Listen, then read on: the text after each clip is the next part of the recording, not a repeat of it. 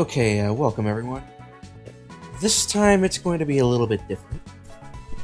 Last time when I was recording this, I found out that sometime when I was catching Mewtwo and whatnot, I somehow managed to turn off my microphone. And as a result, I went through about 50 minutes worth of recording without actually saying anything. For all intents and purposes, I was basically talking to myself. So here we are. As you saw earlier, I was migrating some Pokemon from Pokemon Fire Red, and as a result, I now have nice little bit of team of Pokemon to help me with the Battle Frontier much later. Here we have Esperoba, a Gardevoir that I never even touched, so it's kind of pointless. Now that all that aside, there's a reason that we're in Pal Park right now. And the way Pal Park works is it'll yank Pokemon out of your GBA cartridge and basically, well, 6 at a time, and pull them out here. They're kind of spread out in various different areas. You won't see water Pokemon in grass most of the time, and you won't find random Pokemon that aren't supposed to live in the water inside water. That would be kind of dumb. However, this also tends to mean that you might struggle to actually find the Pokemon in the grass.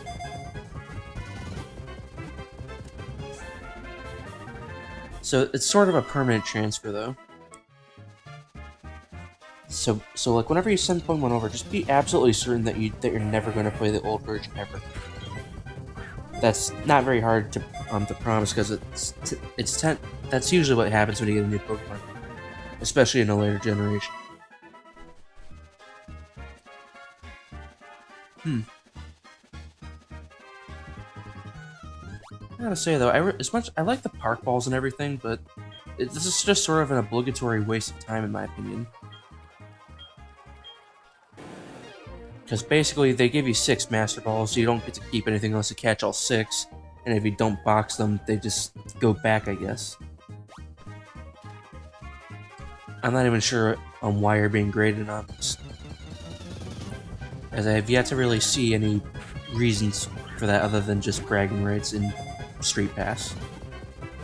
Well, not Street Pass, record shares. Gotta get used to the fact that this isn't quite the 3DS era just yet. I gotta say that I definitely am gonna miss like having Umbreon follow me around.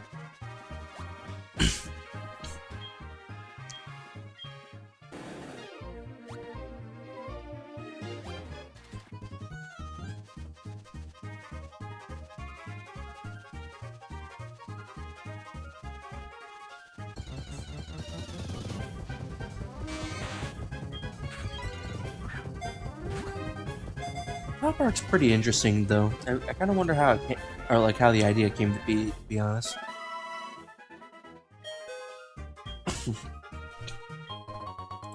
Because it really does feel like you just donate Pokemon and boom, catch, and you're done. It also pretty much disregards any and all reasoning for having Pokemon in the first place.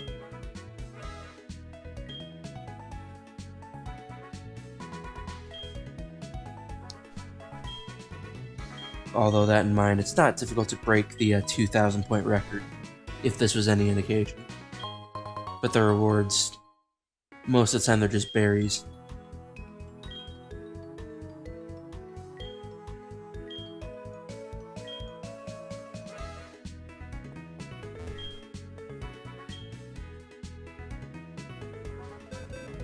Yeah, I haven't caught a whole lot of Pokemon, but for the most part, I've got like 32 different slots used, not counting my party. And here we have Zera, quite possibly my most used Pokemon out of the entire catch group. I haven't used Kuga at all because, quite frankly, this is a horrible moveset. They're all electric moves. Here you have Red the Tyranitar. I'm not too picky when it comes to Tyranitar's, but having Earthquake is amazing. Rock Slide's even better though. And we have T1000. This isn't exactly how I would have raised it Metagross, but using with my Sand Seam setup, I think he works quite well. Saibi's quite nice too, but he's a little bit behind compared to the rest. And that Fire Punch though, that would have been amazing back in Gen 3, because that would have been a fire type move that that took advantage of that 349 special. But too bad it's not physical, so that's... This Umbreon's... this Gardevoir is just nowhere near as good as it used to be.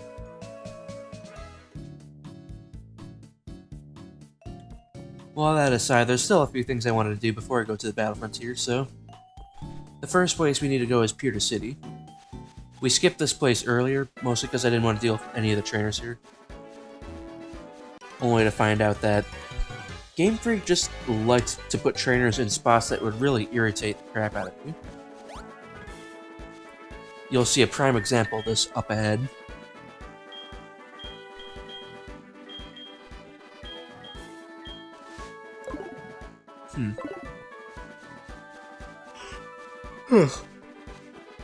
Yeah, anyhow, at this point, there's not a whole lot to do. Because a lot of these trainers, unless you're raising lower level Pokemon, they're just not really worth EXP.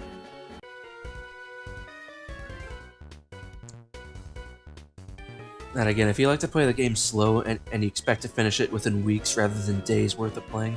Oh, and there's that trainer who really bothers me. You don't really see him until you run forward, and he just happens to be blocking the one space behind this guy. It would have been even worse if it took even longer for him to walk up to you because he was off screen.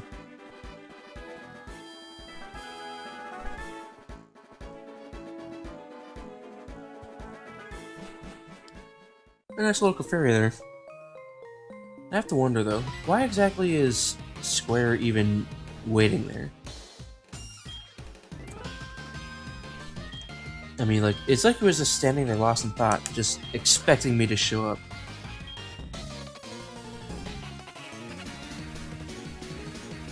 Although at this point, I think he's about as strong as the final version of him in the original classic one called Silver Crystal.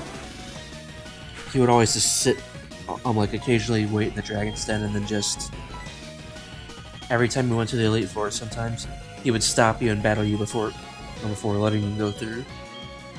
Although instead of having this awesome theme, he would just have the Champions theme.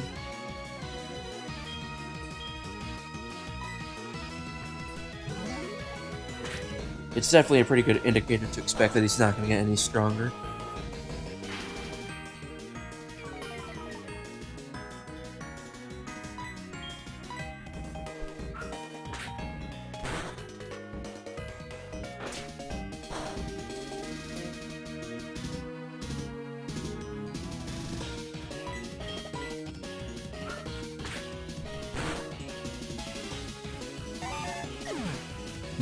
Tsukiyomi is pretty sweet.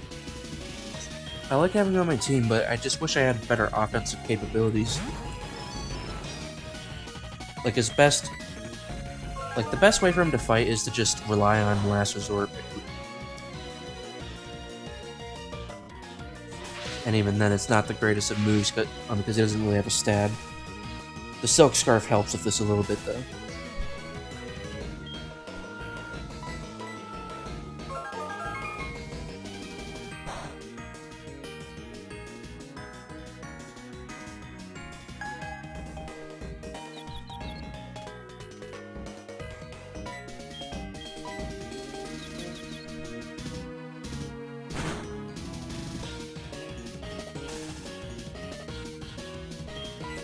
Here's where I start using the X attacks. Those really make a huge difference if you don't have any ways of buffing yourself outside of using a move. Using a move is great for competitive battles, but when you're playing casuals, these battle items are a lot more useful than people give it credit for. I mean, after using just a couple of these, I can reliably kill off Magneton, something that was actually walling me earlier.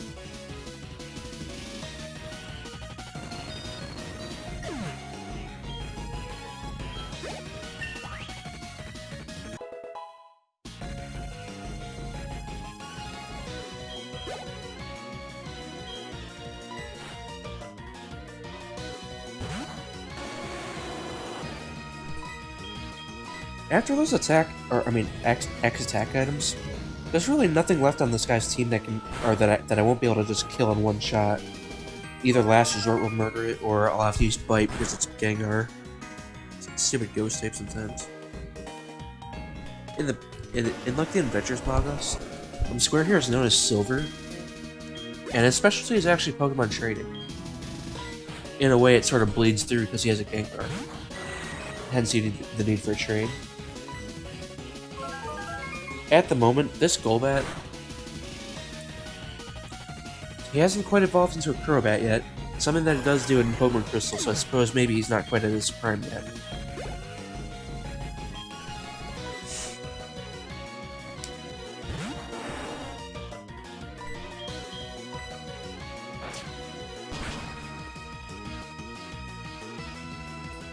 I kind of wonder if I really should have just went with Fade Attack. Because if anything ever used Double Team, I really would have appreciated not missing so much. But the ability to flinch is so handy as well. Not that I actually need it. Most of the time I just end up killing the enemy anyways. Let's see, Bite's a 60 power attack, and you get stabbed makes it 90, then the super effective, so that's 135 power.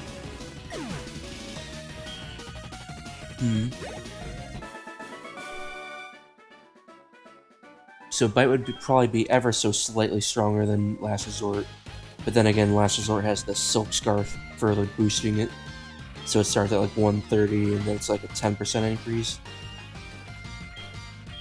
So 143? Yeah, this seems a bit awkward because my character's actually vanished. That becomes not a problem very quickly, though. By someone just leaving the area and coming back. Can't wait till I move on to the next game, though. As consider, Mountain Moon's really changed a lot. I mean, it never used to be this small. In fact, the whole layout's completely different. Originally, you would go upwards and not downwards immediately. So this place doesn't even remotely resemble what it used to look like.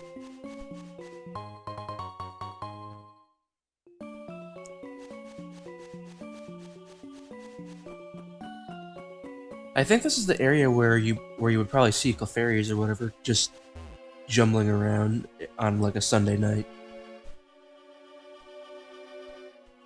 They might have actually removed that. In the original, it was basically just Clefairies dancing around a rock smash rock that you could break. Use rock smash on that, and you would get like a moonstone.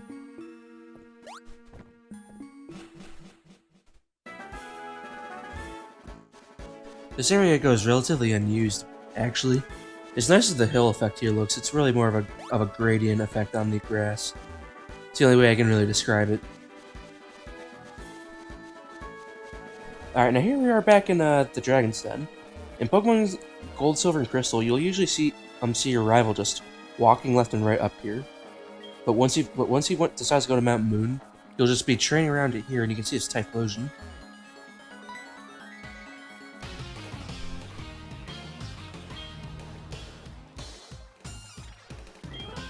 It's quite a bit different from usual. But here you can see that Square is taking the initiative here. And for some reason, Lance and Clair show up. I don't really know what convinced them to come here. Maybe the grandfather called them and told them to show up out back. That's the only excuse I can think of that would explain why they were here.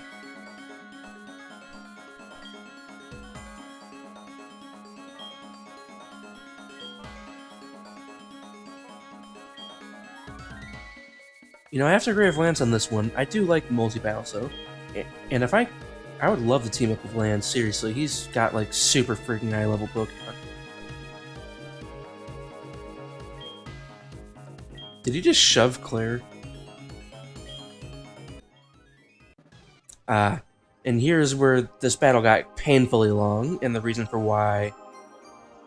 Well, I should probably explain this.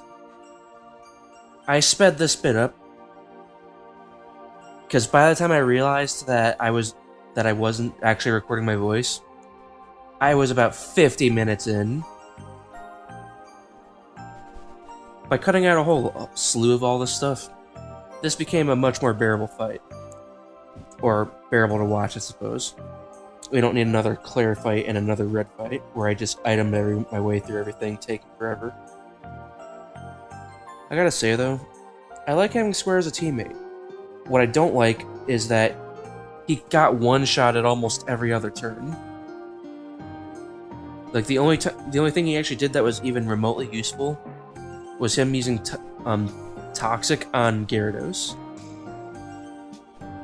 With him doing that, I safely had one Pokemon that I could fall back on. I needed to use Red Menace here and start using my Dragon Dance. But in order for that to work, I needed to get rid of as many of Clair's Pokemon as possible. If I could turn this into a 2-on-1, I would have had a very easy time, but that didn't happen. It was still a 2-on-1, but I was the 1 instead. Glove, Clair, and Lance each have 3 Pokemon. Lance only has 1 Dragon, which is kinda odd that he's a Dragon Trainer, but okay. Clair has like Dragonair and Dragonite at the same time, I think. No, wait. I wasn't really paying attention, the battle went by too quick. But either way, once it became a 2-on-1, my only choice was to keep Red Menace alive as long as possible and drain all their PP. So I started using up all my energy roots, all my hyper potions, all my Bulbasaurs, and even Revives. The problem here is Lance's Pokemon are level 68 and 72. That's a little too high. If I had teamed up with him, I would have won for sure, with a little difficulty, because he kept one-shotting Square's Pokemon. With Clair being the weaker of the two, my only hope of winning is to just make sure that Kingdra does not live through this. And that stupid critical hit on the Air Slash, I can't afford to power up Red Menace. And it's all because of that stupid Charizard. So from here, I have to rely on my strategy I do for legendaries, and that's using Flash to get rid of the possibilities of being hit. And honestly, I'm kind of glad that I got Kingdra alone, because once that thing dies, this fight will become a whole lot easier. Although to be honest, I probably could have avoided a lot of this if I just had Raikkonen with me. It's very likely he would have killed Charizard and Kingdra together. Well, actually, I take that back. If I did have Raikkonen, I probably would have killed Charizard, but not Kingdra, and I probably would have died as a result.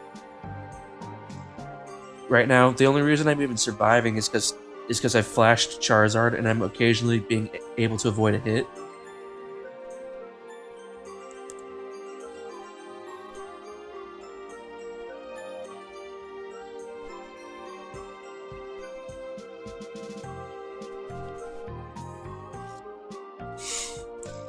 Yeah, I really do use a lot of items, but with me being this severely underleveled, can you really blame me?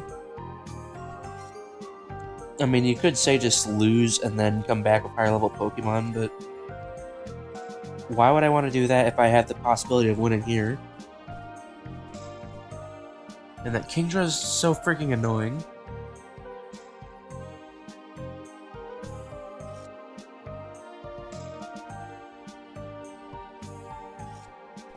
Well, anyways, those Bulbasaurs are really handy. But what I'm really hoping for is for the PP to drop again. After a few more times, I was able to actually start using my X special defense. Because most of the attacks I'm being hit with are special defense moves. Because if I didn't have those X specials, I would have died right there. That critical hit ignored it, but Dragon Breath was still hindered by it. And as a result, I still had like a tiny sliver of health. And now that his Charizard does have Dragon Claw, which is like his only physical move. So having like an X defense is very handy. But after one or two of those, it's definitely better off that you start filling up with special defenses. You do want to ensure that you don't die after all. Because after Because once I've killed both Kingdra and Charizard, all I have left to deal with is Lance's Dragonite. But there's one problem with that. I have no idea if it's a physical or a special attacker. If it were a physical attacker and I only buffed my special defense, Red Menace would have died, and it's quite possible from that point on that I would have lost, because I might not have been able to actually outlast this Dragonite. Stanley might have been able to get a hit in, but that's assuming he didn't get one-shotted. Dragon being super effective against Dragon and whatnot kind of ruins everything like that. On the other hand, though, having like +5 in defense and special defense, short of getting critical hit on, there's really not much that I can do.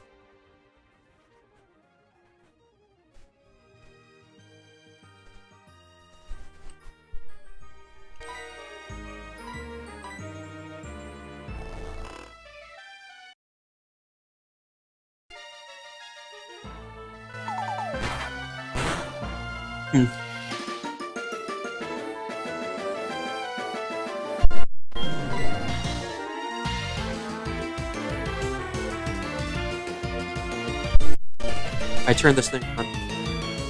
Oh my god. I may have to fix that in post-editing. I turned that thing off, didn't I?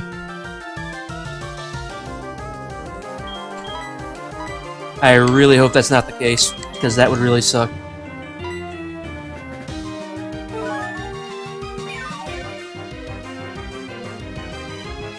Oh, well, at least Red Menace is up and about again, and I really hope I wasn't talking to myself this whole time.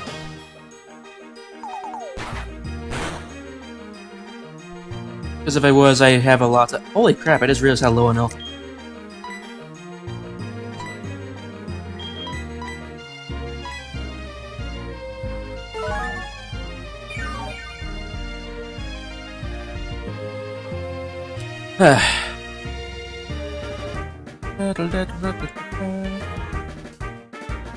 Okay, Red Menace, are you ready?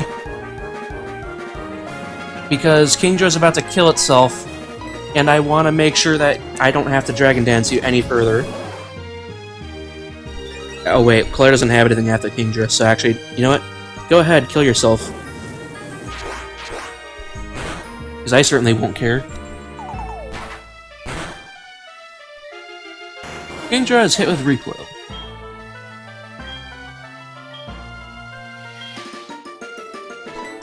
But now, since this is you and me, I can do this one more time and be perfectly fine.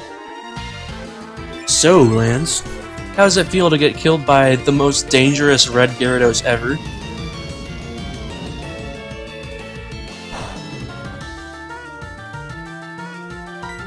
Waterfall!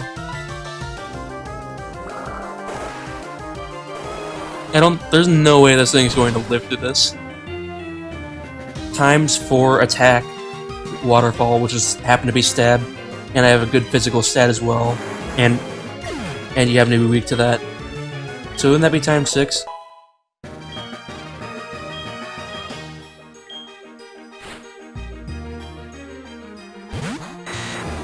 Oh, that's going to hurt.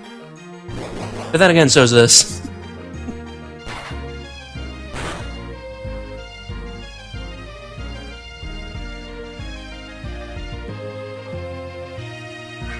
Oh no! Oh wait. This is especially good for me. I have like a +5 special defense. That did nothing.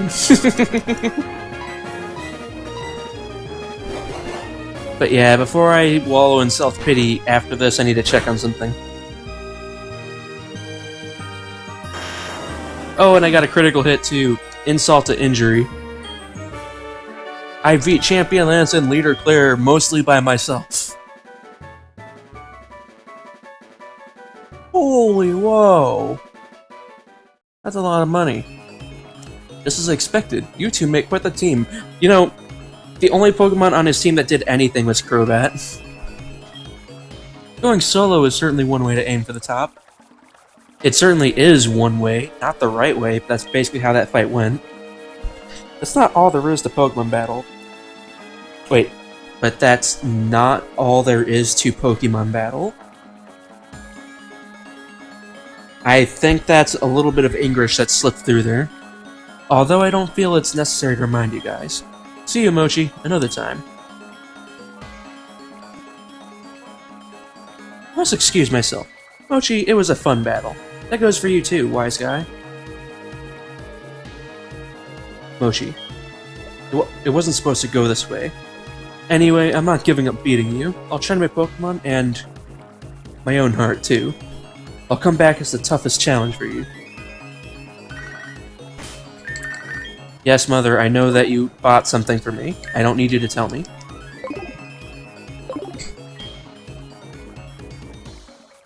Tsukiyomi is standing guard. Guard over what?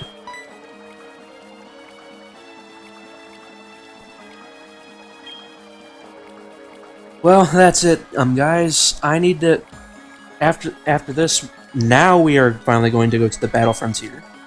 However, I need to go back into my previous footage and make sure I don't need to re-commentate everything. Because it would really suck if my mic was turned off like I just seemed to have realized during that battle. See you next time.